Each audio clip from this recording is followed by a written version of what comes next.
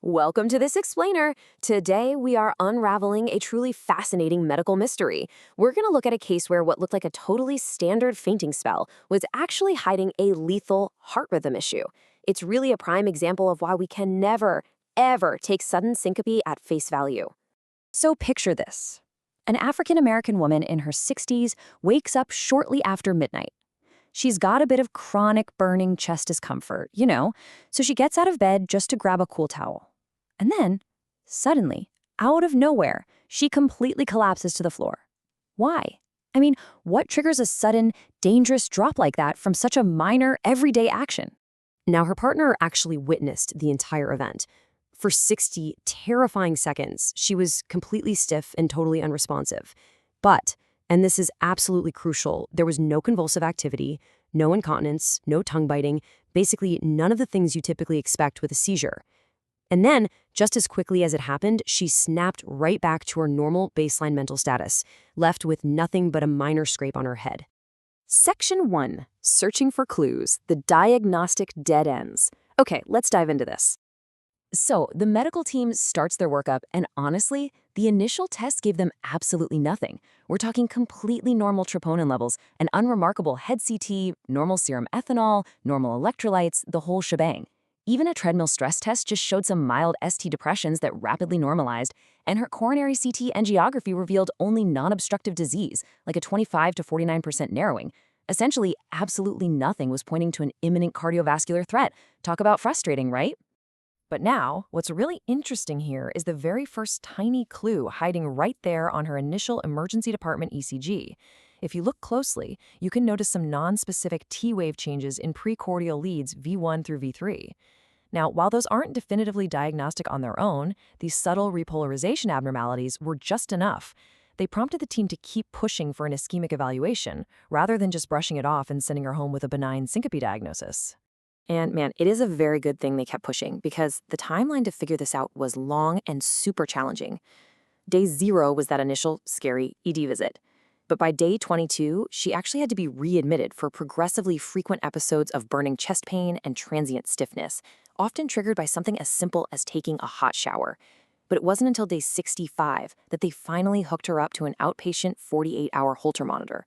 Think about that. That is a 65-day gap between her first collapse and finally capturing the true diagnosis. Which brings us to Section 2, the smoking gun. And this brilliantly illustrates the exact moment they caught the culprit red-handed. This is her 48-hour Holter monitor strip. You can clearly see transient ST segment elevation, followed immediately by episodes of non-sustained polymorphic ventricular tachycardia. So, yeah, this definitely wasn't a simple feint.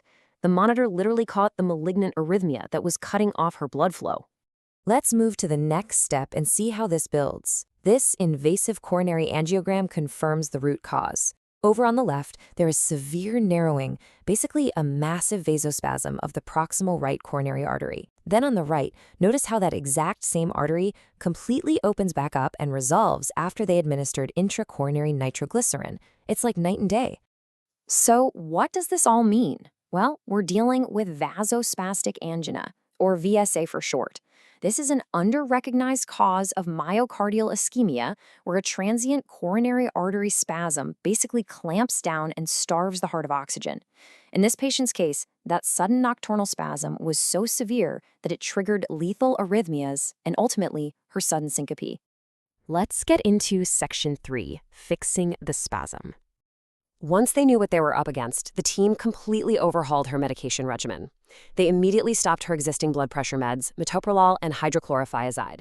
Instead, they flipped the script and started her on high-dose vasodilators, specifically titrating the calcium channel blocker diltiazem all the way up to 240 milligrams daily, right alongside 30 milligrams of isosorbide mononitrate. So the crucial point here, and I really want to emphasize this, is stopping the metoprolol. In cases of vasospastic angina, beta blockers can be incredibly dangerous. They carry a very real risk of exacerbating those coronary vasospasms by leaving alpha-adrenergic activity completely unopposed. So taking her off that specific medication was literally a life-saving clinical call. But medications aren't always a silver bullet. And to put that into perspective, this next statistic is pretty alarming. observational data shows that even on optimized medical therapy, with the calcium channel blockers and nitrates, 19 to 24% of VSA patients will still experience recurrent life-threatening arrhythmias. That means the risk of another sudden collapse or even sudden cardiac death remains uncomfortably high. Because this patient had a high clinical risk profile, specifically, she had a JCI risk score of 6 due to her smoking history, rest angina, ST elevation, and prior beta blocker use, the team knew they needed to build the ultimate safety net. Step 1, stop the triggering habits, particularly her 17-pack-year smoking history and alcohol use. Step 2, optimize that vasodilator therapy we just talked about. And step 3, on day 71 of her journey, they implanted a cardioverter defibrillator, or an ICD. Basically, if she ever goes into ventricular tachycardia again, this device will recognize it instantly and shock her heart back into a normal rhythm. It's a permanent secondary prevention strategy. Which leads us to our final part, Section 4, Key Medical Takeaways. Let's quickly distill the 5 big lessons from this case. First, always consider vasospastic angina in syncope patients who have non-obstructive coronary artery disease. Second, ambulatory ECG monitoring is absolutely vital because it captures those spontaneous ischemic changes that happen entirely outside the clinic walls. Third, just remember that VSA isn't only about chest pain. It can and does trigger life-threatening ventricular tachycardia. Fourth, you really have to manage this with vasodilators and strict trigger avoidance. And remember, beta blockers are a huge danger here. And finally, strongly consider ICDs for secondary prevention in your high-risk VSA patients to protect them against sudden cardiac death. So I'll leave you with this final thought to take into your practice. How will you approach your very next patient with unexplained syncope? When those initial tests come back frustratingly normal, will you remember the hidden cardiac killer we unmasked today?